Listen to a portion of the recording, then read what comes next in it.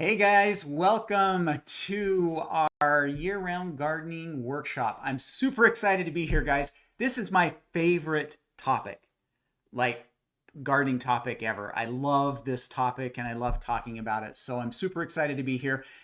This is our last year-round gardening related workshop that we're going to be doing for 2025. So I'm glad that you guys are here. We have a good group of people. We had about 400 people that signed up today, 415. And so we'll kind of give it just a minute here to see, let people kind of come in. So while we're waiting for people to join, would you go ahead and answer this question in the comments? Number one, introduce yourself and tell me where you're from. I'm seeing a lot of people already that have done that. But tell me if you have ever grown anything in the wintertime, okay? And if you have, tell me what it was, okay? So just as an introduction for myself, while we wait for people to kind of pop into the comments here. So I'm Rick Stone from Stony Acres Gardening. We live in Garden Zone 6B. We're right on the edge of 6B and 7A. We're a little bit closer to the river, so I've always kind of considered us to be 6B because it's a little bit colder there. So we're just south of Salt Lake City, Utah, in the suburbs of Salt Lake City, Utah. And we have been doing this year-round gardening thing for about 15 years now. So that's kind of a little bit about me and what we have been doing. Are you guys ready? Are you excited to get started here? Who's excited to get started? Who wants to grow 365 days a year? 365 days a year. What do you think? What do you think that would mean to you and to your family if you were able to harvest from your garden all year long? Okay, I'm seeing some me's already. Rose and Andrea saying me. We've got tons of people. Josephine, yes. RJ Cole is saying yes. Awesome, cool. That's fun. So let's talk about our journey first, if you don't mind. I'm going to take just a minute and we'll talk about our journey to year-round gardening and what brought us to this. So this is a picture of me just last year. So probably taken in January. Last year was a weird winter for us. We didn't hardly have any snow. We just got mostly rain, which is odd for Salt Lake City. But that was January of last year. And I've got a basket there. It looks like I've got some turnips and carrots and probably some spinach in that basket that we harvested at that time. So that's the fun and exciting things that you can have when you do this year-round gardening bit, okay? Now, and it's been a while. So this would have been 16, 17 years ago. We started talking about what our family was eating like. And remember, all our kids are grown now, but 16 years ago, we had two littles and two teenagers, and we were really concerned about what we were feeding our kids and what we were, putting in their stomachs. And we noticed that during the summer, we were eating really, really well. And that's because we had a garden. We've been big gardeners for 30 plus years. And we had this big garden. And I remember, and we even still do this today, we would slice up tomatoes and slice up cucumbers and put them on a plate along with whatever we were having for dinner. That was just the thing we did in the summertime. And that was kind of indicative of what our eating habits were like during the summer, because we had so much fresh produce in the garden that we were able to do that and able to make that happen. But we noticed that in the winter, we weren't eating quite as well. Summertime, we had all those berries and fresh vegetables and all that kind of stuff. But even though we canned, and we do, we're big canners and we love freezing. We've got a great big deep freeze that we use as well. We preserved a lot of food, but even though we had all of that stuff, we still felt like we weren't eating as good, as healthily in the wintertime as we were in the summer. And that was a discussion that we had. And the solution presented itself in probably one of the funniest places that you would imagine that it would present itself, okay? And that was here. So this is a picture of Huntington Beach, California, and the pier in Huntington Beach, California. And in January of 2009, we were down at the amusement parks in Anaheim and that area. And we were, hanging out, doing the family thing, and it was January. And something that I noticed, and I noticed this a lot because I'm a gardener, and I'm sure you guys are the same way. I noticed that there were in the actual flower beds around the different attractions. Instead of flowers in January, they were growing food. So there was lettuce and spinach and kale and carrots. I even saw broccoli and cabbage and arugula, all kinds of fun stuff that they were growing in these beds around the amusement park. And then they were actually using those in the restaurants. And we're like, that is so cool. How would that be if we could do that? And, you know, remember, we were coming from January in Utah at the time we had like a foot of snow when we left. And so we're just like, this is so cool. And we talked about it and we pointed it out. AJ and I pointed it out in all the different attractions as we were going through the park, saw all of these fun things. And we're like, what would it be like if we could do that same thing in Utah? And so on the way home, and we drove there, and so it's a 10-hour drive. So the kids are in the back listening to Disney movies or whatever, and we're just chit-chatting for 10 hours. And one of the things we talked about is how could we do that? And the discussion came around to greenhouses and to this particular greenhouse. So I'm going to make this a little bit bigger so that you guys can see it. This is AJ's grandfather's greenhouse. Now he's been gone for quite a while now, but this was his greenhouse. He lived in a fun little town called Victor, Idaho, which is right on the Idaho-Wyoming border, up in the mountains. It's garden zone 3A or 3B in that area. His growing season was about 70 days. So his frost-free growing time was about 70 days. So he was a big-time gardener, and in order for him to have tomatoes and cucumbers and peppers and all that kind of stuff, he had to have a greenhouse. And so he built this greenhouse, cobbled it together. It was really, really fun to be in. He actually heated it with a wood-burning stove. So he'd go out in the middle of the night and stoke the fire to keep everything going. And that's how he grew in the summertime, how he grew his cucumbers and tomatoes and things like that, because it just wasn't warm enough there otherwise. And so we assumed, because that was our experience, that was our frame of reference back then, and we loved going and spending time in his garden and in his greenhouse. And that's what we assumed. We thought, okay, well, we're going to have a big greenhouse in order to make this work. And so we came back and we started, looking around our yard, where we're going to put a greenhouse and everything. And I thought, you know what, I'm going to do a little study in it. And so I went to the library and I found some books. I found a book by Elliot Coleman, and I found a book by Nikki Jabor, both of which were about season extension and wintertime gardening. And I read those books, and all of a sudden I went, oh, wait, you don't have to have a greenhouse to make this happen. You don't have to have this big giant greenhouse to make this happen. And I learned that there was something that we needed to just be doing to make this happen in our Zone 6B garden. And the same thing, these 3 secrets that I learned are the same things that are going to help you to know what to do to make a successful garden in your area as well. So we have 3 secrets that are going to unlock your winter garden, okay? The first one is choose the right vegetables to plant. The second is plant at the right time. And then the third is protect your vegetables, okay? So that's what we're going to talk about for the rest of the lesson here today, is those 3 principles, those 3 secrets that are going to help you to unlock your garden and to have a year-round garden. So are you guys excited to get started on those? I'm going to turn comments back on for a minute. You excited to make that happen in your garden? Tell me, say yes in the comments while I take a quick drink. Hey, Andrea says yes. Awesome.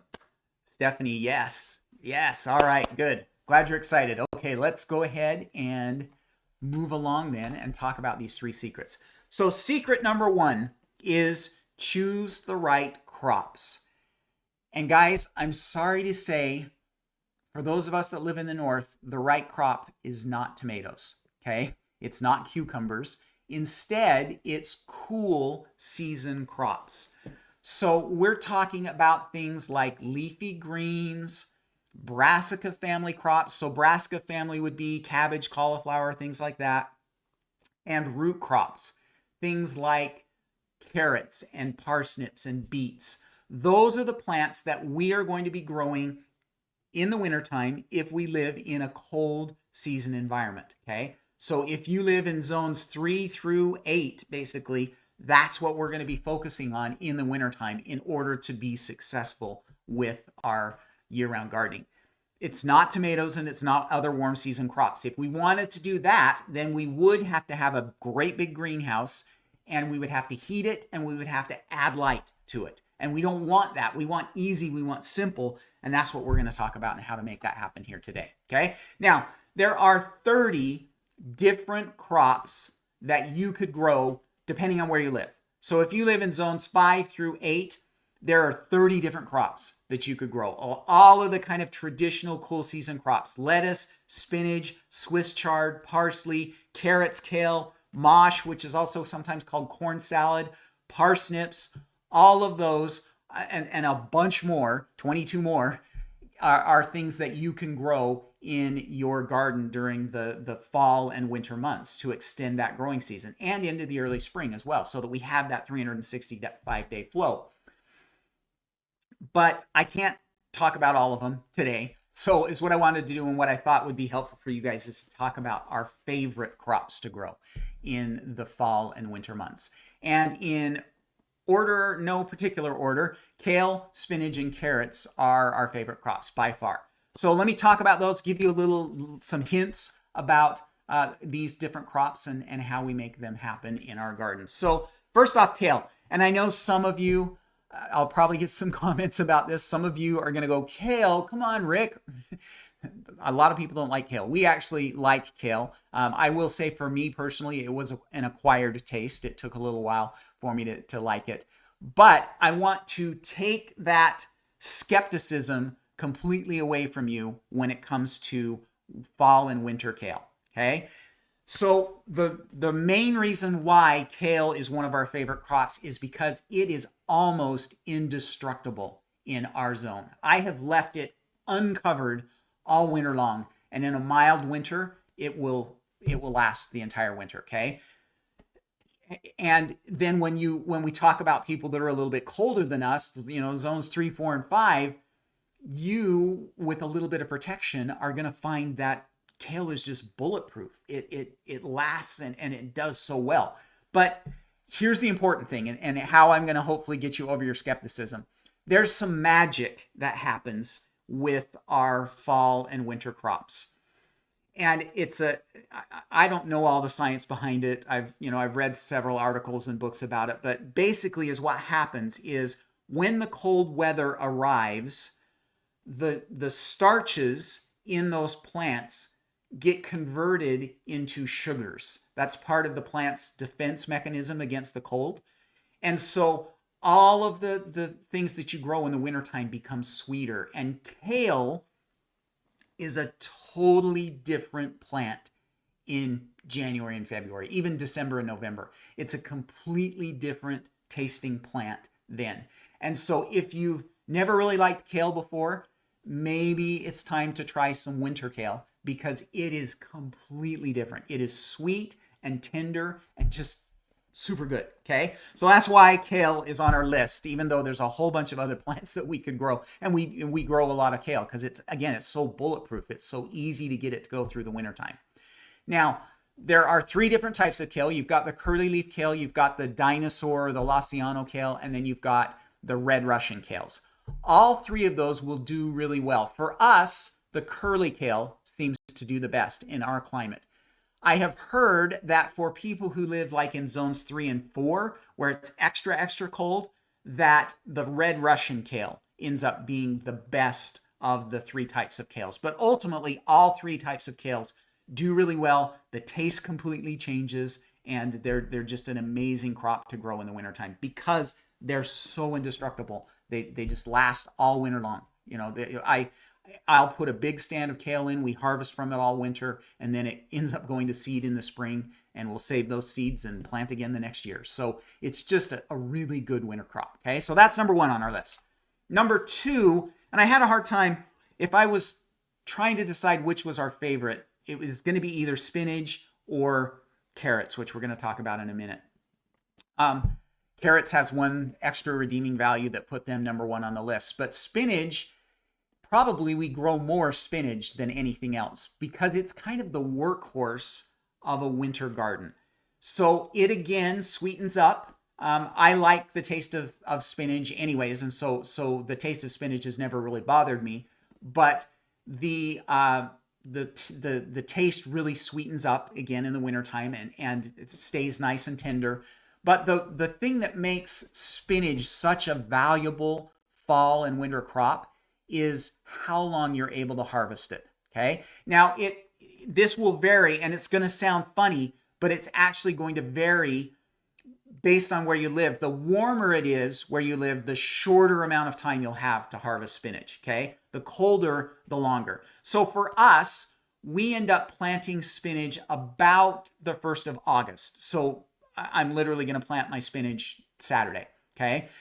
And that planting will be ready to harvest usually right around the 1st of October, maybe the middle of October if I'm a little bit slack in getting it planted, but we'll be able to start pulling leaves off of those plants about then, okay? That spinach inside a cold frame will last all winter long. We'll be able to harvest from it. We go out on sunny days and harvest that spinach, and all winter, December, January, February, especially January and February, that's kind of a dead spot in a winter garden, and spinach just fills it in really, really well. And then it ends up, once the weather starts to warm up, when we get into March and the days start getting longer again, then all of a sudden it takes off, it kind of fills back in, and you'll end up harvesting until it bolts and goes to seed. So depending on what your spring weather is like, that might be May. So there have been years where we have harvested from October to May. That's 8 months that we have harvested spinach from our garden. From one planting, one September planting, we've harvested that long. So that is one of the reasons why I really love spinach. The other is it's, again, very hardy, even in the colder zones. It's not quite as hardy as kale and mosh, which is another one that's really hardy, but it's pretty close. And so it's one that most of us are going to be able to grow and just be really successful with. So we love spinach, okay? But the one we love the most is carrots. And the reason why we love carrots so much is because of the taste. So remember I told you the starch and sugar thing? It just like amps up in carrots. They are so good. So starting, we actually don't even touch our carrots until about Christmas time most years. We wait so that they've been in the cold for a long time. And then starting about Christmas, we'll start harvesting those carrots. And in the end of December, January, and February, they are the sweetest, most delicious vegetable you are ever going to taste, okay? It totally, again, changes. Carrots, for me, are kind of just meh, most of the time. But wintertime carrots, wow, they are just amazing, okay? So they're really, really good. So a couple of little hints for you on growing carrots. Number one, choose small varieties for the fall. So we don't want the big, I know people are proud of, pulling this big 12-inch carrot out of the ground. We don't want those for the fall. And the reason why is because and we're going to talk about this a lot more here in a minute, but the daylight gets shorter and shorter, and it's hard for those big carrots to mature. So instead, you want to choose smaller varieties, ones that mature at like 4 to 8 inches. Those are the ones we want to do. Our favorite by far is called Littlefinger. We've also tried Scarlet Nantes and Napoli. Both of those are also really good, and we've enjoyed those, but we love Littlefingers. That's what I have there in my hand. They're just a small, about 4-inch carrot. They fill in really well, and they're delicious. They're just amazing. My sister always comes to visit in January just so I'll go out and dig a bunch of carrots for her in the garden because she loves them so much. So that are a great crop. Now, you can, especially for those of us that live in like zone 6, 7, and 8, if you want to, you can just grow them outside without protection. You're going to need to, once they're mature, you're going to need to cover them with some straw, but then you could just kind of go pry them out of the ground over the winter if you want. But it's easier if you save some room in your cold frames for your carrots. So put them in a cold frame or a hoop house. That keeps the ground from freezing super hard. It makes it easier for you to harvest them. We'll go out on a sunny day in January, and the ground in our cold frames will be thawed out, and we can just dig carrots out like we would normally in the springtime. And so, again, we love carrots, and they will usually last. Again, we start eating them about mid-December, and they'll usually last until about middle of March. Once things start warming up in March, then we kind of those carrots, they're on their second year. They know that they've been through the winter, and so they're on their second year, and so they start preparing to go to seed. So you want to try and eat your carrots up by usually about the 1st of March, somewhere around there, middle of March at the very latest. Otherwise, they start to get a little bit woody. They start to get really hairy, if that makes sense. They get lots of extra roots. So best time for winter carrots, December, January, and February. And that's going to be true in most areas. Even in the warmer zones, that's still going to be the best time for you to grow those winter carrots, okay? All right, so that is our 3 favorite winter crops. Which crops are you guys going to grow this year? What ones are you the most interested in? Looks like AJ's answering some questions about kale. She loves kale. She's a big kale eater. Tell me in the comments. I've got the comments back on. What crops do you want to grow this winter? Which ones are you guys going to grow this year? Yeah, I love AJ saying I love them in stir fries. Carrots and spinach from Stephanie. Collards. Collards actually are really good. Broccoli as well. Cauliflower. Broccoli and cauliflower are more of a fall crop, but yeah, unless you live in zone 7 or 8. Carrots and kale are promising. Okay. All right. So good. All right. Ready to move on? Let's move on to our next secret. And that is when to plant. And this is when you really need to pay attention here for a minute, okay? Because this is important that you guys understand this concept of when to plant. And we're going to start by talking about the 10-hour days, okay? For everyone that lives in the United States and Canada, that's basically where most of my people come from. I did see somebody from Ireland that's on here today, and so this is going to apply to you as well, and probably maybe even a little bit more so in Ireland.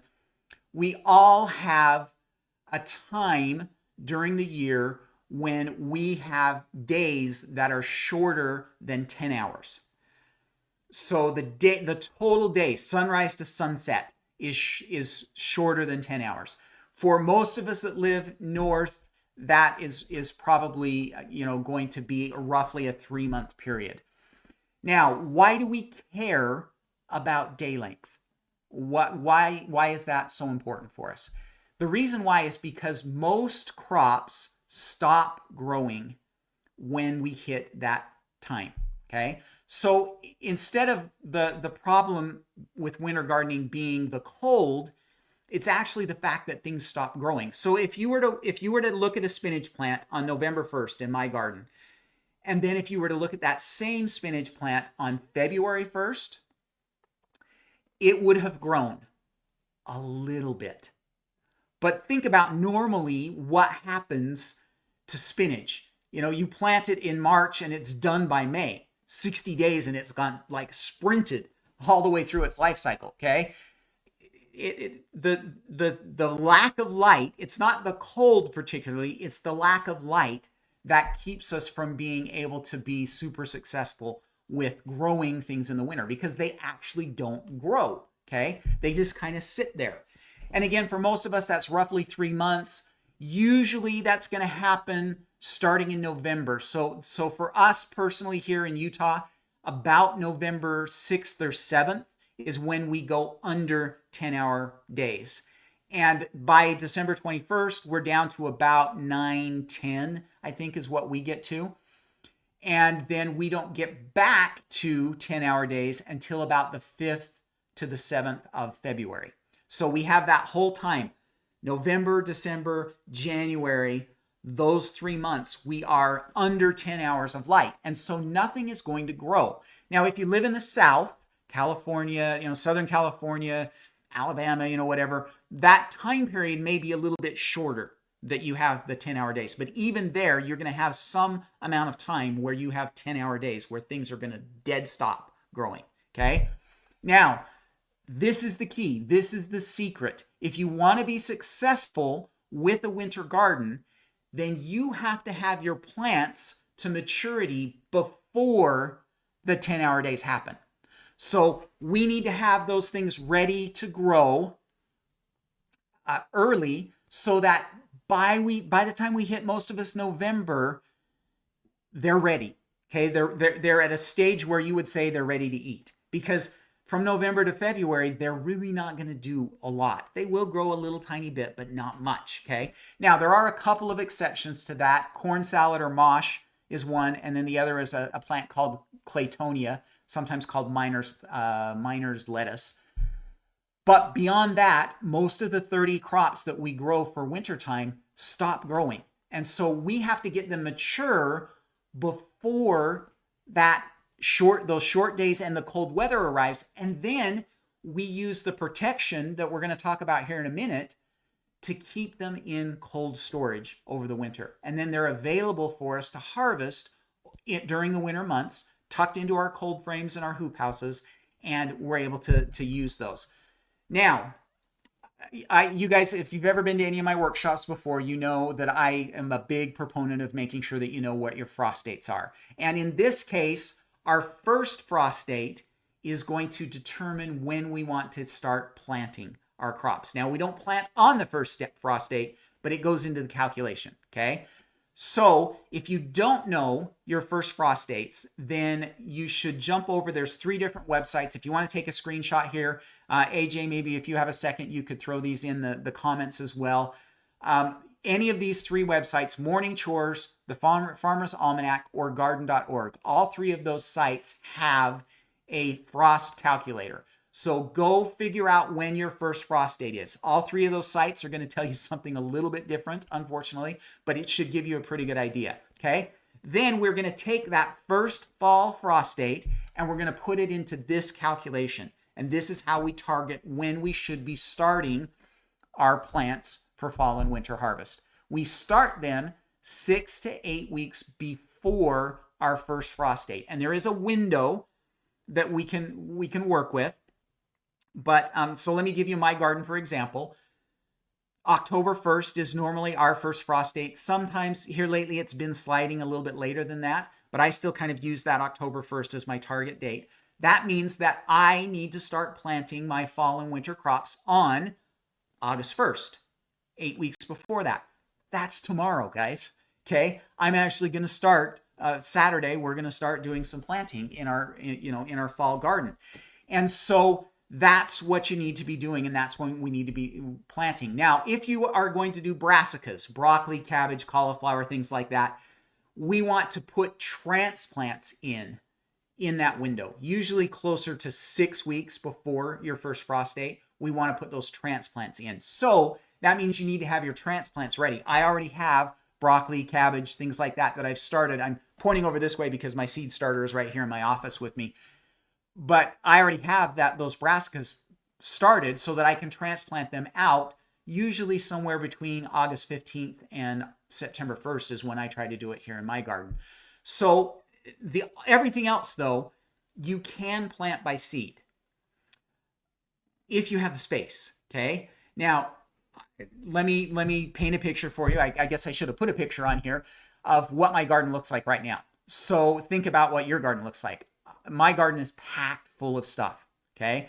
I have one bed that's 12 foot by 4 foot where my peas were that I pulled out about 3 weeks ago that I've been saving for carrots and spinach. Everything else currently is packed full. I've got a little space where I can squeeze some beets in and a few things like that, but everything is just packed right now, okay? So I don't have a lot of space. So if your garden is the same way as mine, then here's the trick. Save this little bit of space that you have for your root crops because we want to direct sow our root crops. And then everything else, your leafy greens, your brassicas, your kale, all of that kind of stuff, you start indoors in your seed starting setup. Same calculation, the same date, 8 weeks before that planting time, or before that frost date, is when you want to start. So you'll start them indoors 8 weeks before. And then 6 weeks from now, when your crops are mature and ready to get out in the garden, when they're ready to be set out, those seedlings are, then you will have some space. My garden, that's September 15th for me. By then, my potatoes are done, and that opens up 2 great big beds, okay? And yours is probably going to be the same by about 2 weeks before your first frost date, 2 or 3 weeks before, you'll have plenty of space. And then you can set those transplants out. They'll finish off their maturing in the garden over the next few weeks, and then they'll be ready for you when the colder weather arrives. Okay, so that's kind of a little hint maybe that will help you. Now remember, the idea here is we have to get everything ready for harvest before the 10-hour days arrive. And again, most of us, that's somewhere around the 1st of November. You live far north in Canada, that may be a little sooner than that, but the idea here is get them ready before we have those 10-hour days, and then we protect them for winter harvest. And the way we protect them is our third secret. Now, did you guys get that? Okay, I'm going to turn comments back on for a second. I want to make sure that you guys understood. So when did you plant them inside? I plant them inside the same calculation. So it's 8 weeks before your first frost date, you start them indoors, or you can start them outside if you have the space. So I just want to make sure, yes, we're understanding it. Good. Okay. So let's talk about protection and how we're going to protect these crops once we have them to maturity, because this is the fun part. This is the part that I really enjoy. So we're going to put these guys in cold storage and have those mature crops ready, and then we're going to protect them with row covers, with hoop houses, and with cold frames. And let's go through and we'll talk about each one of these just a little bit so that you guys have a bit of an idea of how this is going to work. So the first thing that I want to talk to you about is our heavy fabric row covers, okay? So a fabric row cover, normally those are made out of like a polyester or a spun polypropylene.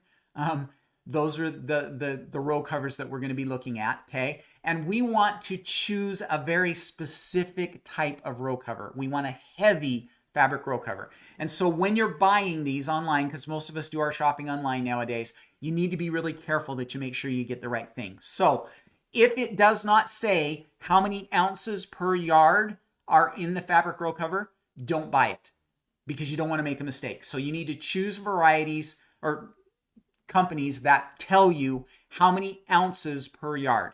And we want to choose fabric row covers that are between 1.5 to 2 ounces per square yard.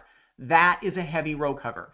If you see something advertised and it says it's 0.75 ounces per square yard, that's not a heavy row cover. That's a light row cover, and it's not going to do what we need it to do. So choose heavy row covers, and again, don't buy them if they don't say, if they don't list how many ounces per yard, because you want to make sure you're getting the right thing.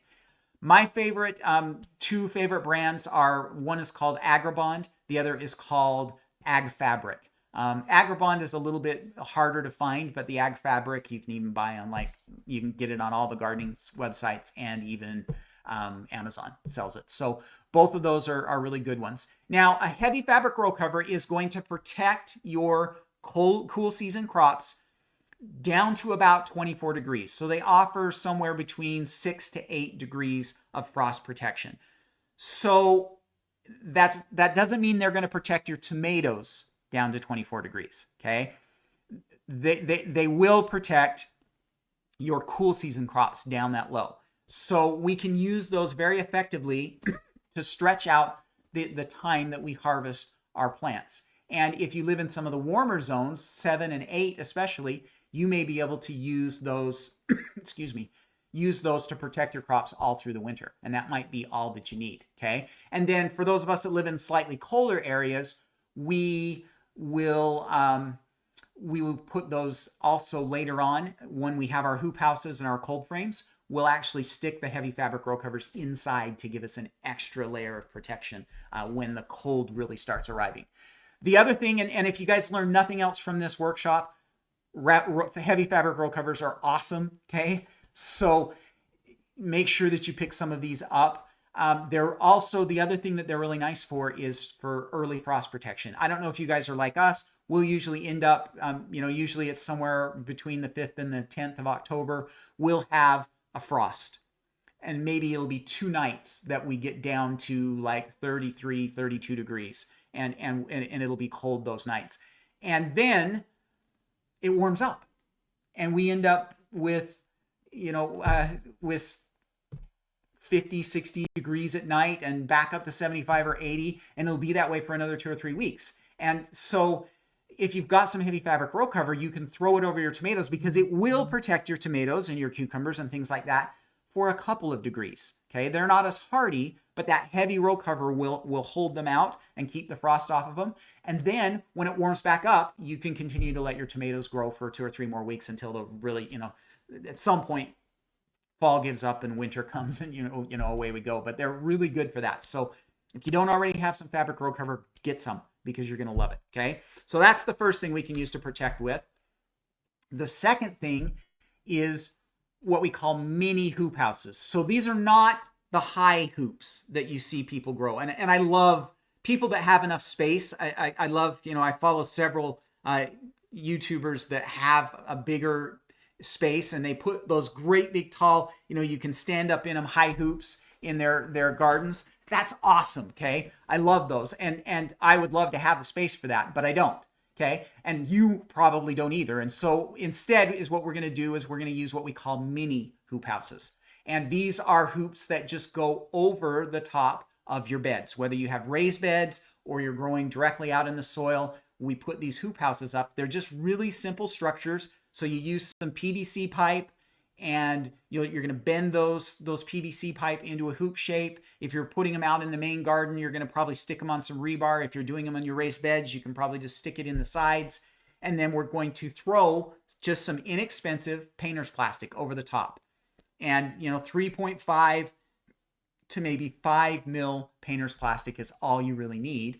And that is going to offer you an added level of protection that the fabric row cover can't give, because it keeps the wind out. The fabric row cover can't do that. And so that is going to really up your game a lot. You can get fancy like I've done. We actually built frames and then put the hoops on the frames, and then we attach those frames to our raised beds with hinges, and then it opens and closes, makes it a little bit easier to get in and harvest with. But one way or the other, they're very inexpensive. I think I spent less than $50 on these fancier ones. If you're not going to be fancy and you're just going to attach them, straight onto your raised beds, you might get away with $20, $25 to put up a hoop house. It's really pretty inexpensive to do, and it's really going to extend your growing season. Even if you're not worried about winter time, it's going to add 8 weeks to the end of your growing season. So if your first frost is October 15th, you'll probably be still successfully growing stuff on December 15th, in your garden with a hoop house. So they really are beneficial. Now let's talk about where these guys work best. So if you live in zones 8, 9, and 10, a hoop house is really about all you're going to need. You have moderate enough wintertime temperatures that, especially 9 and 10, you barely have wintertime temperatures compared to most people. Sorry if that offends anybody, but you do. And so a hoop house is probably all you're going to need. You don't need to fuss with greenhouses or cold frames or anything like that. If you live in zone 7, it could be all you need. It depends on your zone 7. If you live in a zone 7 where you get to those zone 7 temperatures for a week in the wintertime and then it warms back up, then you're probably going to be fine with hoop houses. If you're like us, we're zone 6B, but we have an extended amount of time, sometimes 4 to 6 weeks, where we're really getting down there in those low temperatures, where we're down in the single digits and things like that for an extended amount of time. And so it's a little bit harder for us to just use a hoop house. Some of the more hardy crops will do it, but some of the tenderer crops won't. Now, if you live in zones 3, 4, and to some extent zone 5, hoop houses are going to be really nice for extending your fall season, but they're probably not going to be enough for overwintering crops, okay? Because you guys get so dang cold. Don't know why you live there, because it's cold, okay? Now, let's talk about another option so that those of you that live in the really cold areas can do this winter gardening as well, and that is cold frames. So a cold frame is a simple box with some type of glass lid. So usually you're going to build this out of wood. So for example, mine are made out of 2x8s and 2x12s. And then we put on top of that some type of glass lid. We have plexiglass lids that we built, and we put the plexiglass in the frames. But you could easily just use old windows, storm doors, things like that. Build the box to fit the window, and away you go. Now, a cold frame offers the highest level of protection of the three that we've talked about. And cold frames will offer a similar level of protection to a greenhouse with a fraction of the cost, okay? Now, a cold frame is going to be the most expensive to build. If you want to get really fancy like I did, build the plexiglass lids and everything. When I built mine are 15 and 16 years old. They cost me about $150 back then. I would imagine now you're probably looking at about $225 to build a 4x8 foot cold frame. So they're a little bit more expensive. But when you compare that to what a greenhouse would cost, I could build 4 cold frames for $600 to $800 and cover, this huge, it would be, what would it be? 8 by 16. An 8 by 16 greenhouse is going to cost you a fortune. And that same amount of space protected with cold frames is going to be way, way cheaper, okay? And way easier to manage and deal with. And they're not permanent. So you can put them away for the summertime and you don't have to worry about them being there in the summer, okay? Now, you can go simple if you want and use some recycled options instead. In fact, I kind of challenged myself to do that this year. So we're building a cold frame out of some windows. I just posted on our neighborhood Facebook group, hey, anybody have any windows laying around? One of my neighbors said, oh, funny you should ask. We're just replacing our basement windows right now. You can have them. So I have 4 windows that I'm going to build just kind of an improvised out of scrap wood cold frame. It's not going to cost me anything because they gave me the lids. So you can do that as well. Now let's talk about where cold frames are best to use. Now, zones 8 through 10, don't be offended by this. If you already have cold frames, awesome. They're going to work great for you. But if you live in those zones, you don't need to feel like you have to buy or build a cold frame because a hoop house is going to be fine for you, okay? So they're kind of overkill in 8 through 10. In zone 6 and 7, they're going to be really, really good. And really almost in zone 5 too, to some extent. They're going to be perfect for you. They're going to allow you to grow all 30 of those crops that I mentioned earlier, okay? You'll be able to grow all of them in using a cold frame, okay? Now, if you live in zones 3 and 4, these are a must-have for winter gardening because you're so much colder. You need that extra added protection. You're going to be ending up putting, fabric row covers inside as well to kind of just keep everything from completely freezing to death inside there.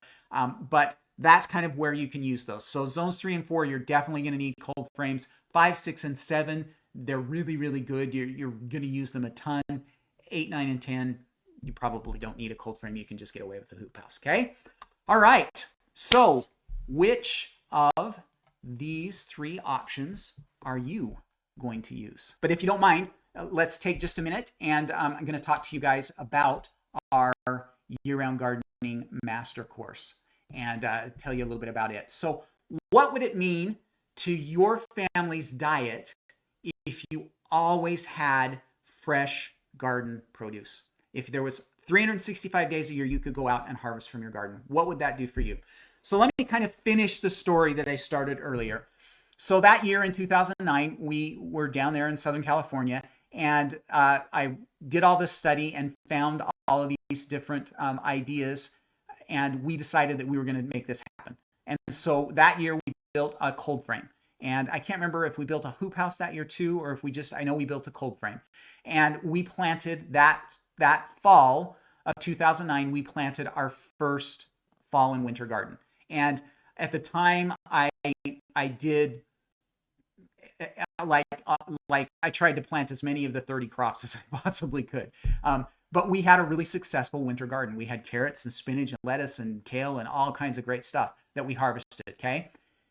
Now, guys, we have had something fresh that we could harvest from our garden every day since, okay? So that's coming up on, what will it be, 16 years this fall that we have had fresh food from our garden. That long, okay?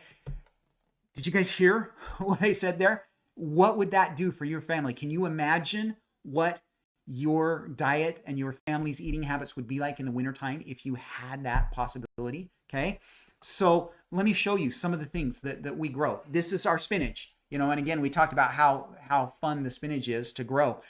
We have spinach that we harvest every week. So we go out and harvest about once a week. We choose a sunny day and we'll go out and harvest on that sunny day. And we'll harvest spinach starting in October and go all the way through sometimes April or May from that one planting. Okay.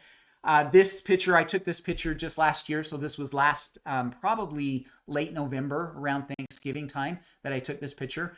This is our lettuce. So this was lettuce in a cold frame. And that lettuce ended up lasting us last year until about the 10th of January before it finally gave out on us.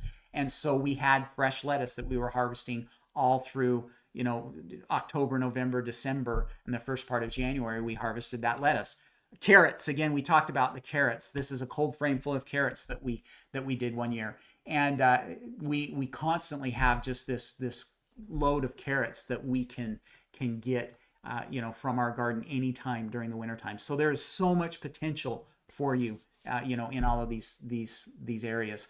So if you live in zones 8, 9, and 10, this really should be pretty easy for you. You live in an area that is fairly mild when it comes to winter temperatures. A simple hoop house is going to make it easy for you, and so it's going to be really possible for you to do that in your garden zone.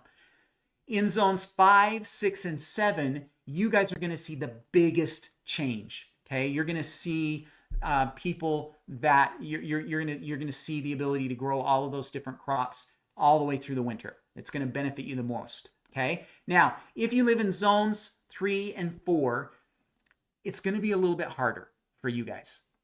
I know, people that live in Michigan or North Dakota or New York State, whatever, it's cold. Okay. It's cold there. And I recognize this. It is going to be harder for you, but it's not impossible. Okay. The number of crops that you can grow is going to shrink from 30 down to about 6. You'll be able to grow kale and tatsoi and spinach, Swiss chard, mosh, and carrots. Okay, probably is that what you're going to be able to do. So it's harder in zones 3 and 4, but it's not impossible to do in those areas too. So that kind of gives you an idea of what it's like. Now, our year-round gardening course is a course that we've actually had around for about 10 years now. It'll be 10 years in January that we published that course. And we've had thousands of different people who have actually gone through and taken this course. I'm going to hide this now. I think we're probably done with people getting entered. In the course, we cover these kind of 7 things. This is what we call the year-round gardener's blueprint. And you'll notice that the very first thing in the course that we cover is not plants, it's not cold frames, it's soil care. Okay? Because you're going to take your garden, which now is like a 6-month-a-year garden, and turn it into a 12-month-a-year garden. You've got to take care of your soil. And so we're going to talk a ton about taking care of your soil and making sure that your soil is healthy and strong. Okay? Then we're going to go through and talk about all those crops. And that's where you can get that list of all the 30 crops. We're going to go through and talk about, and that first year, I probably didn't do all 30. Well, I know I didn't do all 30, but I probably did like 15 of them in one little cold frame. And we learned over the years, we've learned that there's some crops that we call the base crops. These are the crops that are going to be the most valuable for you. And so we spend a lot of time talking about those base crops. And then we also talk about the other crops as well that you can grow that kind of supplement those base crops. Then we're going to really go through and dig into timing and help you get things started at the right time. We go through protection, and in the protection section of the course, we actually talk about using your fabric row covers and when they're appropriate. We teach you how to build 2 different kinds of hoop houses. We teach you how to build cold frames, and then we talk about how to manage them because we have to deal with warm days and venting, and things like that. So we go through and talk about that. Then we spend a little bit of time on harvesting because there are a few quirky things about harvesting in the wintertime that you need to pay attention to. And then after the first couple of years of having this course, we actually had students ask us for some additional information. And so we added a spring gardening and a fall gardening module. Those are there to kind of help us with that flow so that we have this constant rotation of crops that are maturing to help us so that we have that 365-day-a-year garden. A lot of us don't have a hard time having way too much produce and zucchini, especially in the summertime, but having that flow. And so that's what the spring gardening and the fall gardening modules are there for, is to help you have that flow so that you don't run out of things and you have this constant harvest that you can make from your garden. So this year we put together a kind of a special bundle for you. We've never done this before. This is the first year that we've done it. We've got what we call our year-round gardening bundle. And of course, the first thing in the bundle is the course itself. So the year-round gardening master course, normally we sell that course for $150. It's about 6 hours total content, and we cover all of these topics. We go through and talk about all of these different topics, okay? So that's the first thing that's part of the course. Then we have that we've added to it a workbook. So it's a 50-page workbook that you can print. You can take it to Kinko's. You can do it on your own printer, whatever you want to do. That helps you kind of work your way through the course. Then we also, this time of year, do live Q&A sessions. So over the next few weeks, we are going to be doing several live Q&A sessions where we will answer your questions. So I know that we're going to be teaching some people that live in zone 3, and we're going to be teaching some people that live in zone 8, and there's going to be differences, and you're going to have questions that you want to get answered. And so we do live Q&A sessions, and they're different than this. Okay, so you actually get to interact with me. We do them on Zoom, group calls on Zoom, and you guys can interact with me. And so we do those. We did one just last night, and we'll have several more that we do kind of through the upcoming little bit of the season as you guys get your gardens planted. And then this year we added some extra things to the course because we wanted to make sure that we were really giving you the full experience and that you were making sure that you were actually learning everything that you needed to know. So we've added 2 bonus courses. The first one is our succession planting course. So this bonus course goes through and teaches you the 3 different methods for succession planting. And again, we use that so that you guys understand how to have this flow in your garden so that we're constantly planting and replanting so that we are able to just anytime go out and harvest something from our garden. And so that course will help you with that. And then remember how important I told you that taking care of your soil was? Well, we decided this year that it would be beneficial for you guys as well to have a composting course. And so we added our home composting course to the package as well. This is about an hour and 15-minute long course where I go through and teach you the basic principles for composting. We focus specifically on hot composting so that you can get lots of compost into your garden as quickly as possible. Okay, so that all comes to a total value of $450. Okay, but here's a little extra special thing that you guys get. We also updated the course last year. So we looked at the course at the beginning of last year, and it was looking a little stale. It was looking a little old. We filmed it in 2016. I'm a better teacher now. We have better camera equipment. We've actually have more experience, 8 more years of gardening experience. And so we decided to update the entire course. So last year, I went through the whole season and we filmed all and totally, completely renewed the course. So last year's people ended up ultimately by the end of the year getting that whole update. But you guys are the first people that actually get the full course. Okay, so you get the fully updated course. We updated it last year, and you guys are the first ones to join with that full update.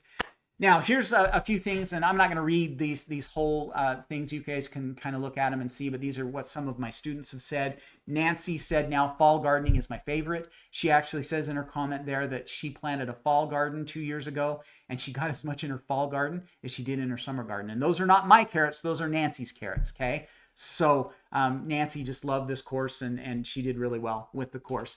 Another one, this is Laura. She said this class was an absolute game changer for me. Never again will I think that gardening ends at the end of the summer. And I love this picture because this is Laura's actual hoop houses that she built. And look how creative she had to be because her beds that she was going to grow in were up against her house. So she built half hoop houses. And I thought that was a super creative way to do that. And she has been super successful as well and really enjoyed the course. I love this picture because this guy is actually really close to us. His name is Richard. He lives in Tooele, Utah, and he took this picture on February 20th of 2024. These were his carrots and spinach that he harvested that year. So there's a lot of potential and a lot of things that you guys can do with this course and the things that you learn in this course. Now, it's on sale right now, and we're almost done with the sales event for the year. So we're only going to have it on sale for about another week or so, and then we'll kind of finish up for the year. Normal one-time price is $150. We do have a workshop special, so don't panic there. But the one-time price means that you buy the course and it's yours, okay? If we make updates, you get all the updates. So everybody that bought in 2019 got the updates in the 2024 version, okay? So anytime we make changes, every year, if you want to come back and join us for the Q&As again, this year we've had 2 or 3 people from last year's class that have already been joining us again in the Q&As, and so you're welcome to join. Once you're a member of this course, you're a member of this course, okay? It's not a subscription or anything like that. You get it and you get to keep it, okay? So that's what the one-time price means. So with this course, you get that full bundle. So you get the course, the workbook, the Q&As, the succession planting course, and the compost course, all for our workshop special, which is $75, okay? Now this price is not gonna last too much longer. I'm not gonna do the whole, you've only got 2 days left or something like that to push you guys to buy it. But we are about done this year. We'll probably only go through maybe the 10th of August, and then we're going to close the course for the year. So you do need to hurry. So to get all the bundle and the full bonus courses, you need to get signed up right away. So, and the price is only $75. So here's what I need you to do. If you look in the description, just down below me, there is a link that you can click on. Click on that and it's going to take you, I've already done the sales job for you, so it's going to take you straight to the checkout page. AJ, I think, is going to try and post in the comments as well. She'll post that link and pin it in the comments as well. Click on that link and it'll open up a new thing, so you'll still be able to hear me in your ear as we answer the questions and give away the prizes. But just go click right now. It's going to take you like 2 minutes to sign up. And then just so you guys know, this isn't some website that I created myself. Some fly-by-night website.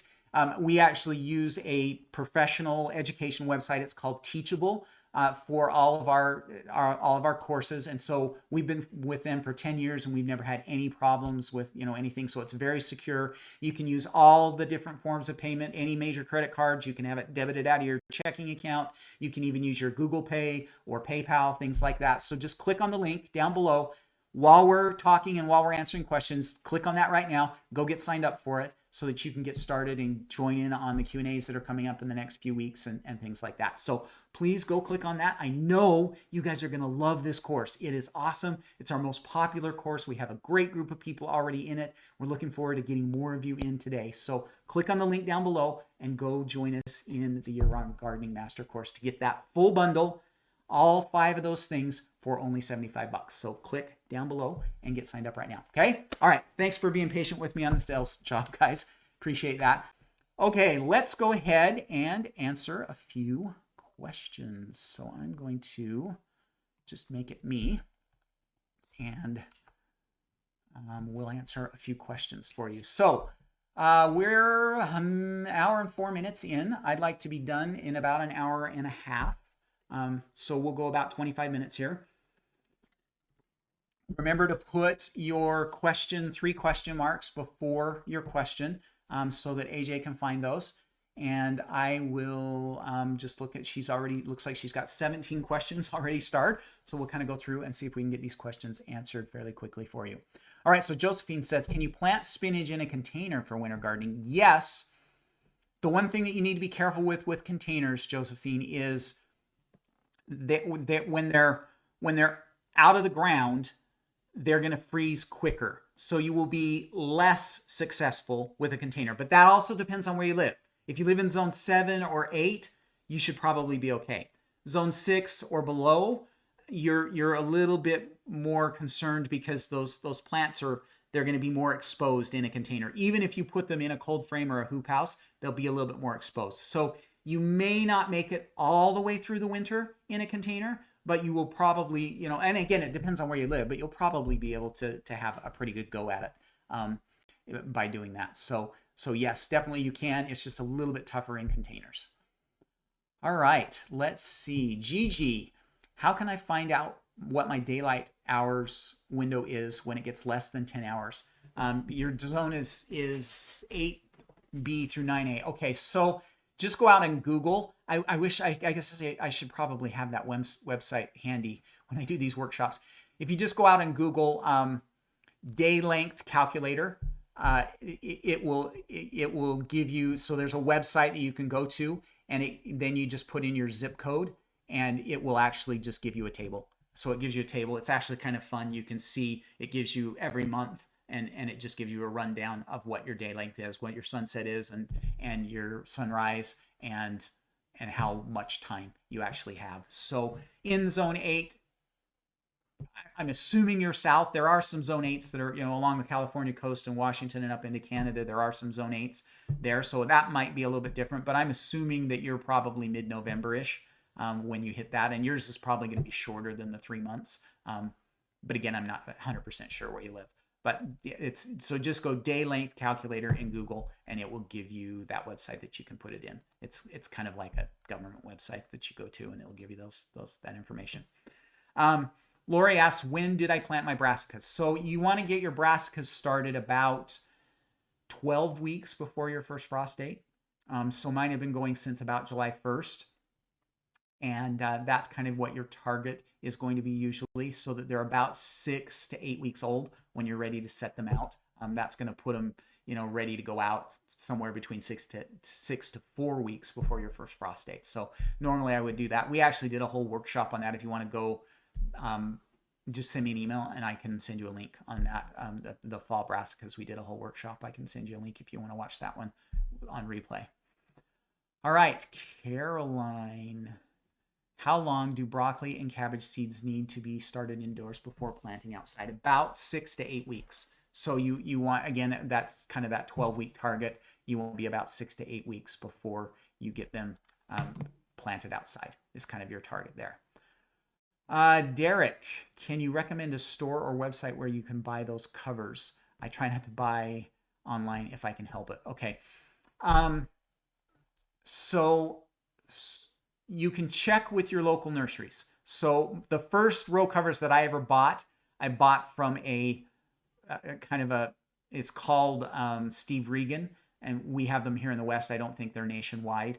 And that's where I bought them from. Okay. But I've also seen them at most of my local nurseries. Farm stores will have them, IFA, Cal Ranch, Tractor Supply may have them.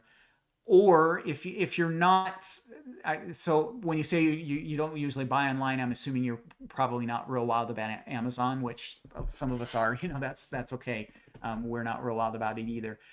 Then one of the places that I would recommend that you try is Johnny Seeds. So they sell fabric row covers, and they sell them in all kinds of different sizes. So you can buy a 100-foot roll, or you can buy the smaller pieces as well. And Johnny Seeds sells the Agribond brand. The Ag Fabric brand that I talked about is available on Amazon, and then a lot of the other garden websites, like Garden Supply. You could look at Epic Gardening and see if they sell them. But if Johnny Seeds would be a good place, and that's a good company to support as well. All right, Izzy. So in zone 7, we just put these right on top of the veggies. No hoop. No, in zone 7, you're probably going to need a hoop, with maybe the exception of kale. Kale would probably be okay with just a fabric row cover.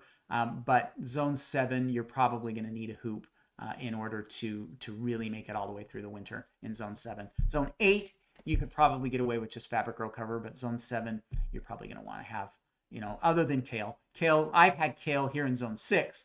I've had kale make it through the winter with just a fabric row cover on top. And so that for sure. And probably spinach, I would imagine too, you could do that with, and mosh. But most of the other crops, you're going to at least want to have a hoop in zone 7. If that makes sense. All right. I've heard me talk about corn salad or mash a lot. What is the flavor like and how do you use it? Okay, so it is definitely a salad crop. So it's not a cooked green. It has a really nice texture to it. And the easiest way for me to describe the flavor is nutty, if that makes sense. So it's kind of got this mild nutty flavor to it. It's not a very strong, it's not like a mustard or kale or anything like that. It's kind of got just a nice nutty flavor to it. We quite like it. But it is definitely a salad crop. So it's not something you're going to like make as a cooked green or something like that. And then you harvest the whole plant. So you just cut the whole plant off and you can wash it up and throw it in a salad. Quite good, nutty. I like the taste. We like the taste. It's very non-offensive. It has a different flavor than lettuce, so it has a taste to it, but it's very non-offensive, if that makes sense. All right. Do I combine the fabric and the plastic? Yes. So in the middle of the winter, when it's really cold, we put the fabric row cover inside on top of the plants, right directly on top of the plants. And then the hoop will be over the top or the cold frame. We do that inside our cold frames too. That adds an extra layer of protection, keeps those plants strong and healthy a lot longer. So yeah, and again, zone 7 and 8, you may not have to do that. Again, it kind of depends on what your weather is like, but for most of us, you want to, you're going to want to, and for us, it's usually about Christmas time that I put the fabric row cover out, and it's usually, into December, January, and the first part of February that everything's covered with the row cover. And then when it starts to moderate a little bit and we're out of the single digits, then I'll pull those back out.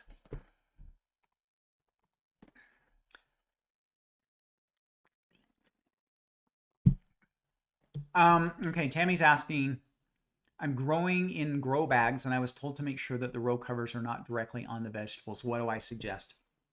If you're just putting fabric row cover on and it's really cold, for frost, just like frosty nights, it's not going to be a big deal. But if it's a really cold night and you have the fabric row cover and that's all you have on, then yes, you probably don't want them to be touching those plants because some of the cold can transfer through.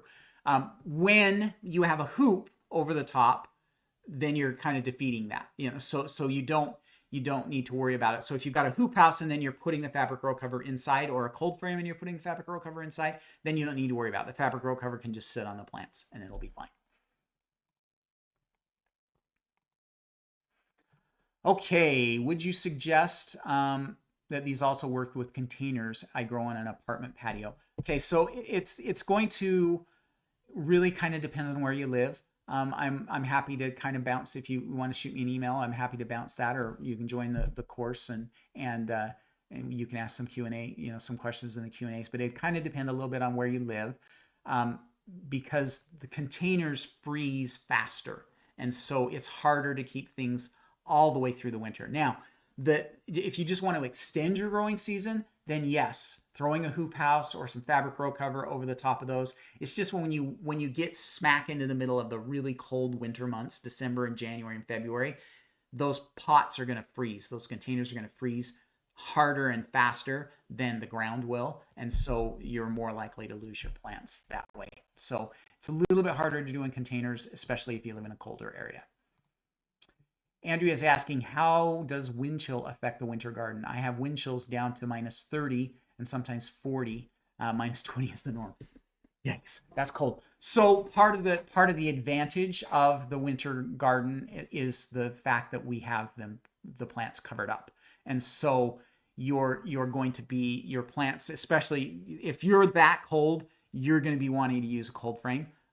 And so you're going to, they'll be in that cold frame and they'll be out of that wind. And so that is going to help. They'll be just the plants inside will just be experiencing whatever the normal temperature is, if that makes sense, which if it's -40, it's still going to be cold. But, and if you really do get down that cold sometimes, the other thing that I'm going to suggest for you is a cold frame, and maybe you're even going to put some straw bales around it to kind of, again, add some insulation value to it when you get really, really cold. There's some fun things you can do in those super cold areas to help deal with that. Elise, my garden is on the north side of my house. Sometimes I struggle growing sun-loving plants. Is this going to be a problem with winter gardening? It will make it a little bit more difficult, Elise, but not impossible. Especially if you're, if your garden is pushed as far away from your house as you can get it. North facing gardens are sometimes a little bit problematic, but again, the idea is you're getting the plants to maturity before hopefully we run out of that sun.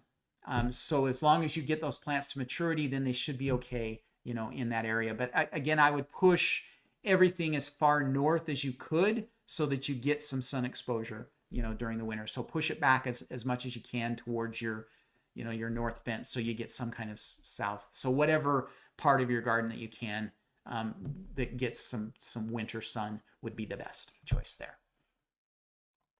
It is a little tougher though when you're on the north side.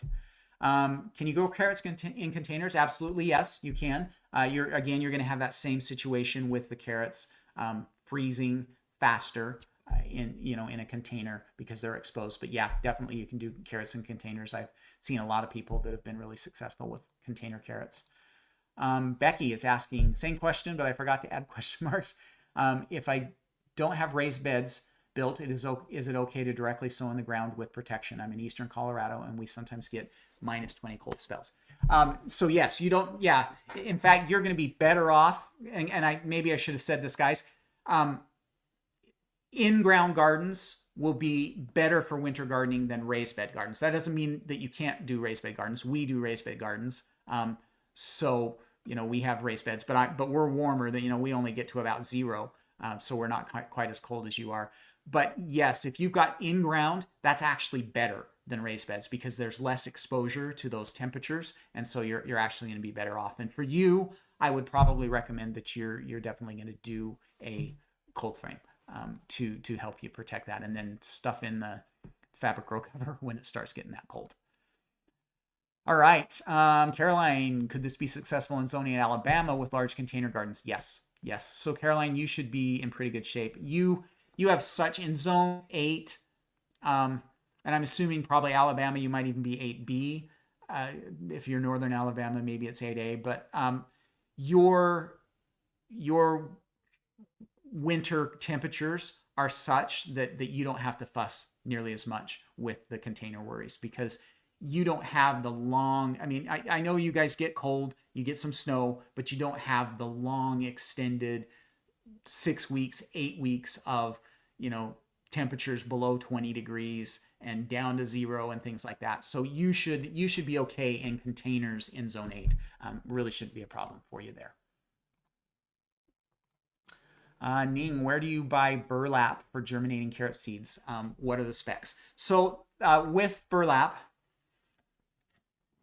the one thing you want to be careful with burlap is that you don't buy decorative burlap. Okay, so they use burlap for wedding decorations and all that kind of stuff. In fact, one of our kids got married 5 years ago and they actually used burlap, these strips of burlap, as the decoration on their wedding tables. And I'm like, well, I'm going to use those. They lasted 1 season. Okay. They rotted away really quick. So don't use the craft burlap. Okay. Get it from a garden store. You should be able to find them at garden centers, farm stores, or online. But make sure that you're choosing a garden, that it's specifically for gardens because it's going to be tougher. Okay. Now, burlap doesn't last a long time one way or the other. It really only will last about 3, maybe 4 seasons. But it won't last hardly at all if you buy the craft stuff. So buy a garden burlap and then that's what you want to be. And there aren't like specs like weight or things like that. Just make sure that it's intended for garden use and you should be okay. And then lots of different places that you can buy them. I have seen it on Amazon, but I've never bought it from Amazon, so I don't know. I probably would be more trusting of a garden, Gardener Supply, Johnny Seeds, any of the major seed houses that sell those kind of supplies I'd probably be a little more trusting of them. Okay, so AJ, we are about 10 minutes out from wanting to finish up, so I think we've got 6 questions left. I think we'll kind of just hold there if that's okay. So Andrea is saying, do you need to worry about 40-degree days with the sun with fabric? I know that you do with like solid glass or plastic panels. Okay, that's a really good question, Andrea. 40-degree day, I'm not going to worry about it with a fabric row cover. Fabric row covers don't hold the heat like plastic or glass does. And so it's going to let enough heat out that it's not going to completely burn your plants. Just so that everybody knows, if you've got a hoop house or a cold frame and it's 40 degrees outside, it could be 70 or 80 degrees inside your cold frame or your hoop house. And so you have to vent to get that heat out. But Andrea, if you ask me about a 60-degree day, I might pull that back, but a 40-degree day, I'm not going to worry about it with a fabric row cover, with just a fabric row cover. David is asking, I want to plant snap peas in the same location as I did this spring instead of rotating the crop. Can I add new compost and use the same spot? Yes, you can. For crop rotation, I consider it a year. So you're okay to put those snap peas back in the same location. I wouldn't do it again next year, but this year I kind of, in my brain, crop rotation is yearly. So yeah, you can do the same. I plant lettuce in the same, like all year long. I'll have a bed, like the bed that we're growing lettuce in right now has had lettuce in it since March, and it will have lettuce in it until December. So that's kind of how I think of it with crop rotation. Mary, I'm curious about how many square feet do you give spinach to have enough to harvest each week? How about lettuce? Thanks. Okay. So Mary, the rule of thumb is you need 2 4x8 foot cold frames or hoop houses, whatever, for one person for the winter. So do with that what you want. For us, we plant, depends on the year. We usually plant at least one full 4x8 foot cold frame with spinach. Sometimes we will add another like 2 foot strip inside another cold frame. And then we plant a full cold frame of carrots as well. And then and then we use the hoop houses and the other part of the cold frame to kind of deal with some of the other crops. So, for the two of us, because we're the only ones here eating the spinach now, a 4x8 foot cold frame pretty much does a good job for us.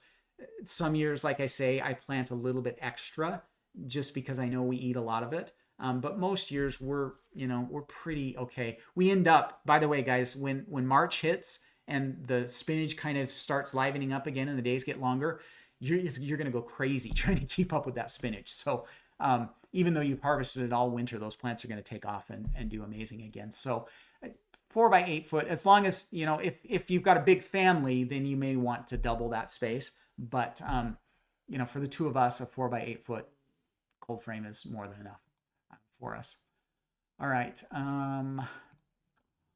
How would you protect crops in tall metal raised beds in zone 8A? You can't nail something to the beds. Something easy, please. Post it twice because I didn't know. Okay. All right. So I'm gonna refer you to somebody else. Okay. So basically, with those metal raised beds, is what you need to do is you need to create a frame outside of the raised bed. So what is the guy's name? James. It's James P. He's from New Jersey. He's a very popular YouTuber, much bigger than I am. He's got like 1 million subscribers. James, it's like Pilagori, I think is how you pronounce it. So just go, he's in New Jersey. So if you search on YouTube, James P. New Jersey Garden, you should find it. He actually 2 years ago did a really cool video on how to put a hoop house, attach a hoop house to those raised metal beds. Okay.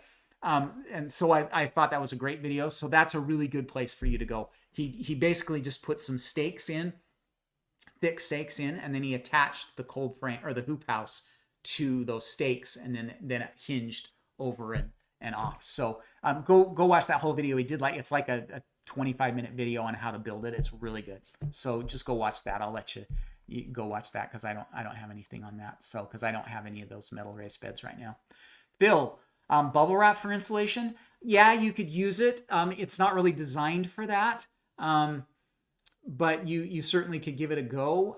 Over the years, we've experimented with lots of different insulation ideas. We did water bottles in our cold frames one year, and things like that. A lot of those things don't really make that big of a difference.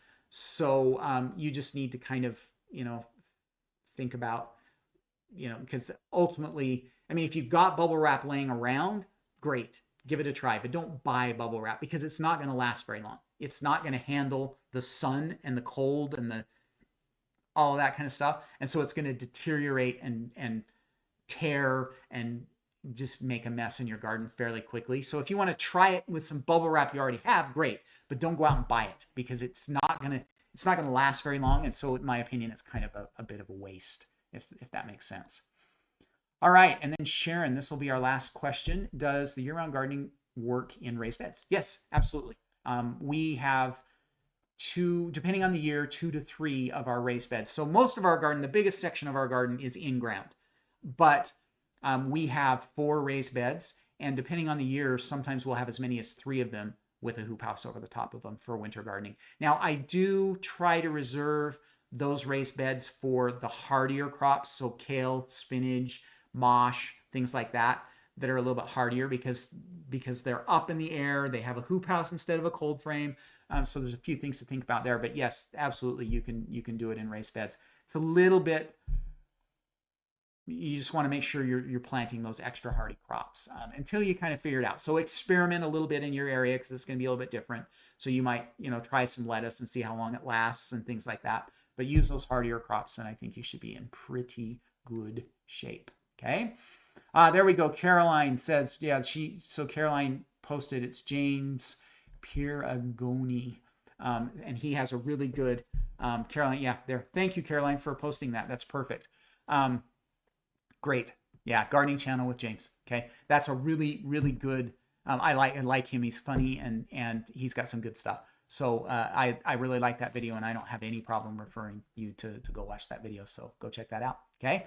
All right, guys, this was a lot of fun. Thank you for being here. Lots of really good questions. And this is our last year-round gardening workshop for the season. And so I'm glad to have you guys here. We had a really good crew today, and so I'm excited that you were here. Just a reminder, click on the link down below for access to the year-round gardening bundle. Again, you get the course, the workbook, the Q&As, the succession planting course, and the composting course, all of those $450 value for $75. Okay, so click on them right now, get signed up. The bonus courses won't show up immediately. I have to go add those manually. So once we get settled here after this event's over, I'll go in and get those added manually to you. But just go ahead and click, and you'll be ready to go. Josephine is asking how long will the link be up for? So we'll probably be another week to 10 days that we're selling the course. I've got a little bit more. I haven't actually advertised it to my main email list or anything like that yet. So we'll probably be another week or so. This link for this workshop will be up for at least a month. So if you want to go back and review, it'll be up for at least another month. And I'll send a replay link out here in about an hour. Actually, it'll be about a half an hour. I'll send a link out to that. So go get signed up. Again, click on that link just down below. And go get signed up right now for the year-round gardening course. We'd love to have you in there. We have a really good group already going this year, and we want to get you guys in there and get you learning as well. So click on that link. You're going to love that course. I know for sure that you're going to love it because it's our most popular course. Okay. All right. AJ and I, big thank you to you guys for being here today, for being supporters of our channel. We love you guys and appreciate you guys. So thank you very much for being here, and we will talk to you later. Okay. Happy gardening. See you later.